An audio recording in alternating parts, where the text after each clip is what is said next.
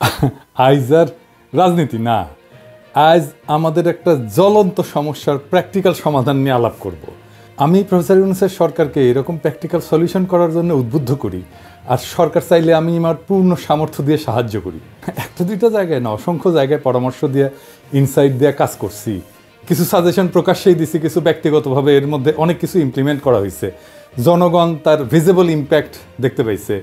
আমার মতো জায়গায় থেকে, যে কিনা সরকারের পার্ট না কিন্তু সরকারের বেসরকারি পার্টনার হিসেবে নিজেকে কনসিডার করে, আর যার সরকারের কাছে থেকে পাল্টা কোনো প্রত্যাশা নাই, শুধু দেশের ভালো হওয়া, দেশের মানুষের জন্য কল্যাণ করা হয় যদি কারো চাওয়া হয়, তাহলে সেটা খুব পজিটিভ হইতে পারে দেশের জন্য।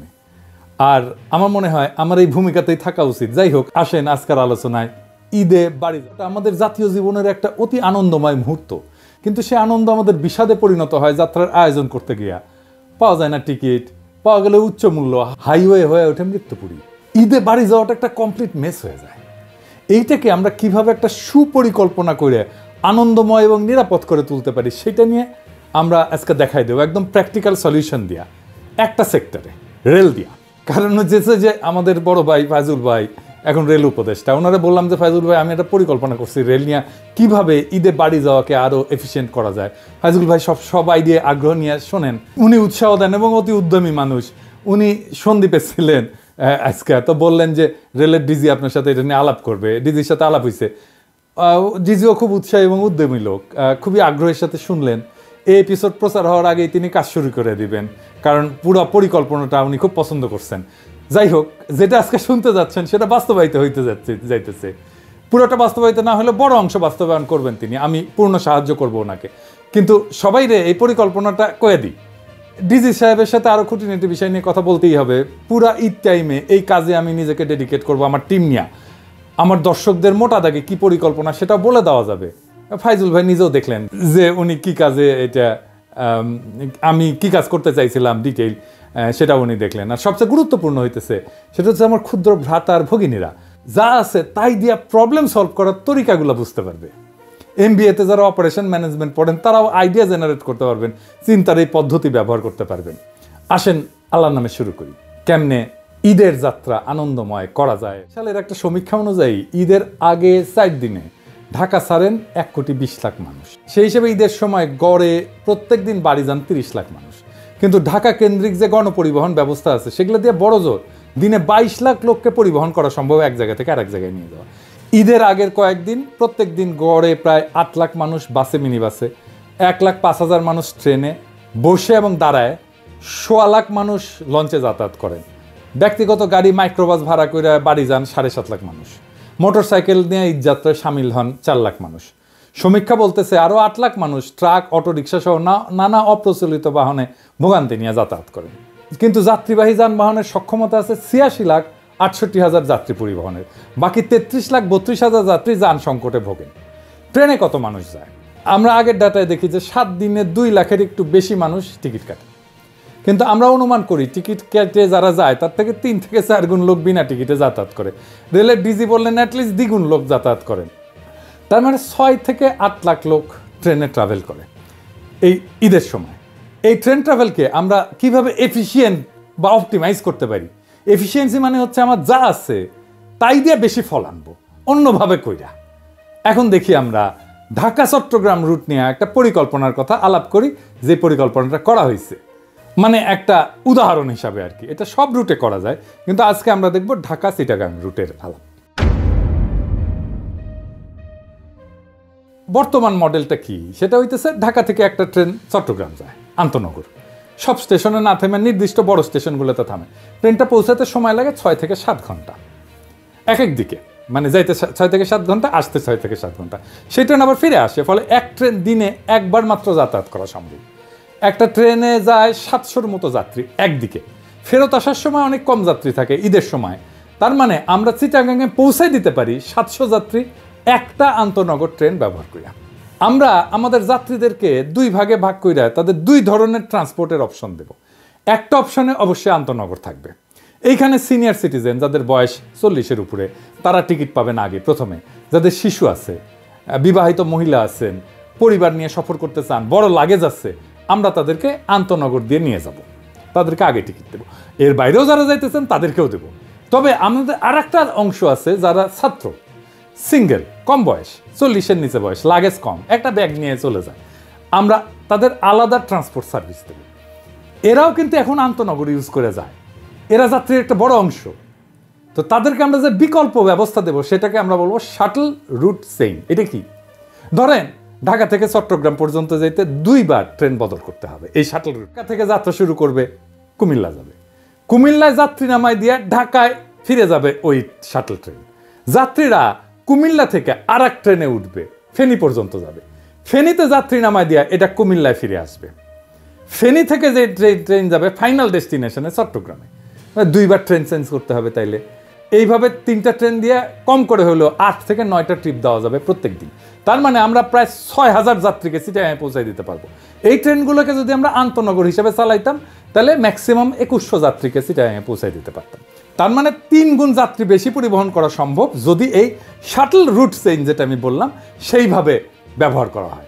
একই রিসোর্স ইউজ করে ভাড়া হবে আন্তনগরের অর্ধেক এইখানে শাটল রুট চেইন।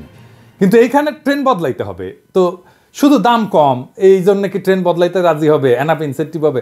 হয়তো হবে না, এটাকে প্যারা মনে করতে পারে কেউ। সেই জন্য আমরা এই সার্ভিসের সাথে আরেকটা অতিরিক্ত সুবিধা দেব। প্রত্যেকটা স্টপেজে, ট্রেনের স্টপেজে বাস সার্ভিস ইন্টিগ্রেটেড হবে। মানে ধরেন আপনি ঢাকায় নামলেন, আপনি স্টেশন থেকে নেমে গাজীপুর, সাভার, নারায়ণগঞ্জ এই 3টা ডেস্টিনেশন যেতে পারবেন একই টিকিট, নতুন টিকিট কাটতে হবে না।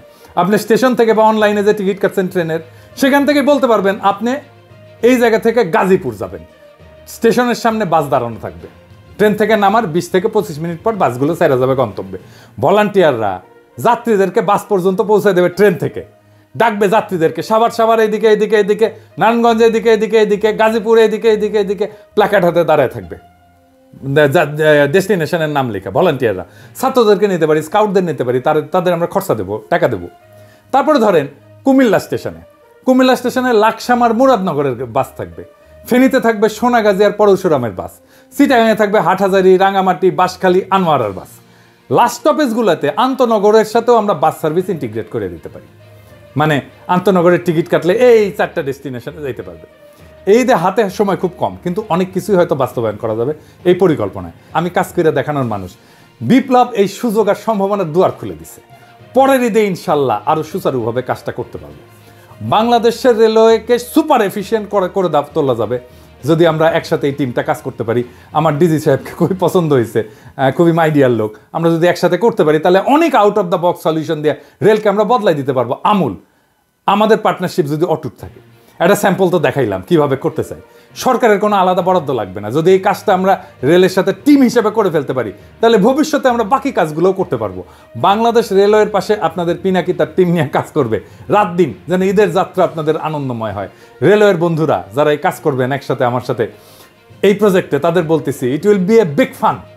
আমরা একসাথে অসাধারণ অভূতপূর্ব কিছু অর্জন করব, একই সাথে ফান করব, আমরা আনন্দ করব, আনন্দের সাথে এই কাজটা করব। আর যাত্রীরা আপনাদের নির্বিঘ্ন আর আনন্দময় বাড়ি ফেরাকে নিশ্চিত করতে পারলে আমরা আনন্দিত হব। সে আনন্দ হবে তুলনায়। আবার এইটা ভাইবেন না যে এটা টাকা করে একটা প্রজেক্ট করেছি, টাকা পয়সা নেবে পিনাকি দাদা অনেক কিছু। না না না, আমি বা আমার টিম এটার সাথে কোনো আর্থিক সংশ্লেষ নাই বা টাকা পয়সা দেবে না আমাদেরকে সরকার কোনো। এটা সম্পূর্ণ স্বেচ্ছাশ্রম, আমাদের ভলান্টারি ওয়ার্ক বাংলাদেশ সরকারের জন্য, বাংলাদেশ রেলের জন্য কমপ্লিটলি ভলান্টারি ওয়ার্ক। এটা পরিষ্কার কইরা দেওয়া ভালো। আমার তো আবার শত্রুর অভাব নাই, কখন আবার কে বইলা বসে যে রেলের সাথে ব্যবসা করিচ্ছে পিনাকি। জি না ভাই, একটা পয়সাও আমরা নিচ্ছি না, আমার টিম নেবে না।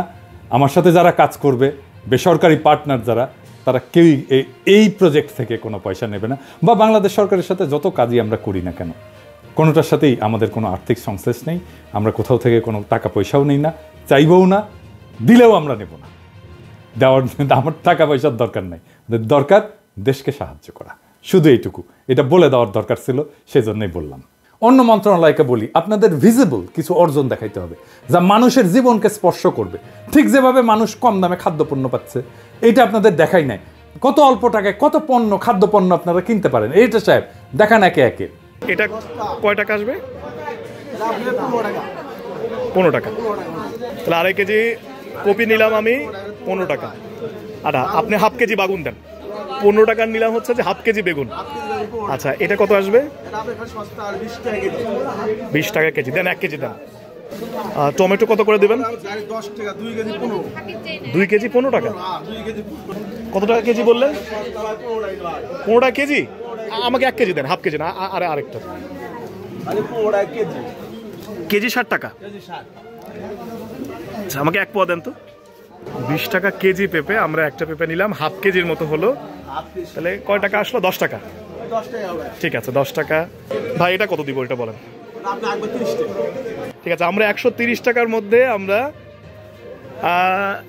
লাউ পেলাম, বাঁধাকপিকে পেলাম, তারপরে মিষ্টি লাউ পেলাম, বেগুন পেলাম, আমরা পেঁপে পেলাম, করলা পেলাম, গাজর পেলাম, টমেটো পেলাম। ঠিক আছে, আপনাদের তাহলে আমার 150 টাকা লাগলো না? 130 টাকা। আমরা 130 টাকায় এই কয়েকটা বাজার করলাম, এতগুলো বাজার। দেখি 150 টাকা ফিল আপ করতে 150 থেকে 200-র মধ্যে বাজার করব। আমার এখনো পেঁয়াজ এবং হচ্ছে যে আলুই বাকি আছে। বিগত সময়ে কত করে পেঁয়াজ বিক্রি করেছেন? 400 টাকা, 220 টাকা, 120 টাকা। আপনি এটা হলো 25 সাল 24 সাল থেকে ওই দাম দিচ্ছি। এই বছরটা মানে 5 তারিখের পর থেকে বাজার রেট কম। কত টাকা দিতে হচ্ছে? 35 টাকা। আমাদের তাহলে এখানে হচ্ছে 35, 1 কেজি পেঁয়াজ কিনেছে। আর ওইদিকে ছিল কাঁচা বাজারে 130। তাহলে কত হলো ভাই? 165। 165। তাহলে এখনো কাঁচা মরিচ আর আলু বাকি আছে। কত করে কেজি যাচ্ছে ভাই? কেজি 40। ঠিক আছে, আমি যেহেতু কাঁচামরিচ নষ্ট হয়ে যায়, আমাকে 1 পোয়া দেন। 1 পোয়া কত আসতেছে ভাই? 10 টাকা। ওইদিকে 165 আর এইদিকে হলো 10 টাকা, 175 টাকা। আলু এটা কত? 100 টাকা পাল্লা, মানে 5 কেজি 100 টাকা। আর 20 টাকা হচ্ছে কেজি। আচ্ছা, আর এই যে আমাদের বগুড়ার, এটাকে আমরা বলছি ফাটা পাকড়ি আলু। এই পাকড়ি আলু কত ভাই?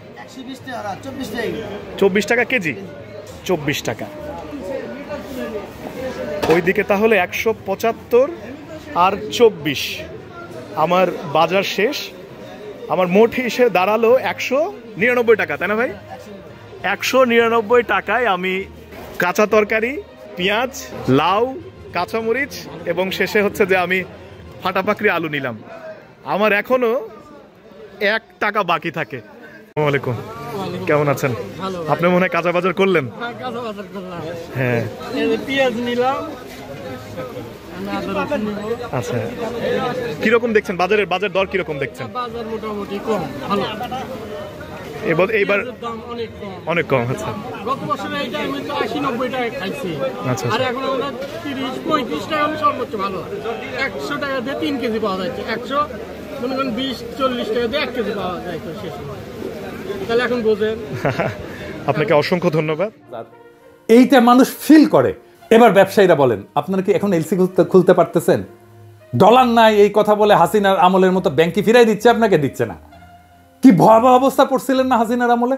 মাত্র 7 মাসে এই অর্জন সম্ভব হয়েছে। এই জন্য তো অর্থ মন্ত্রণালয়কে ধন্যবাদ দিতে হবে, অর্থ উপদেষ্টাকে ধন্যবাদ দিতে হবে, তাই না? সম্ভব, সবকিছু সম্ভব যদি ইচ্ছা থাকে, পরিকল্পনায় যদি থাকে মানুষের কথা, আর কাজে যদি থাকে নিষ্ঠা, তাহলে যে কোনো দুর্বিষহ পরিস্থিতিতেও রূপ দেওয়া যায় স্বস্তির যাত্রায়। ঈদে বাড়ি ফেরা আমাদের জীবনের সবচেয়ে আবেগী মুহূর্তগুলোর একটা। এই আবেগের যাত্রা যেন আর মৃত্যুর শঙ্কা না হয়, হতাশার যেন যাত্রা না হয়, আর যেন না হয় টিকেটের হতাশা। এই লক্ষ্যেই আমরা দেখলাম কিভাবে সীমিত রিসোর্স দিয়েও অসংখ্য মানুষের যাত্রা সহজ, সাশ্রয়ী আর নিরাপদ করা সম্ভব।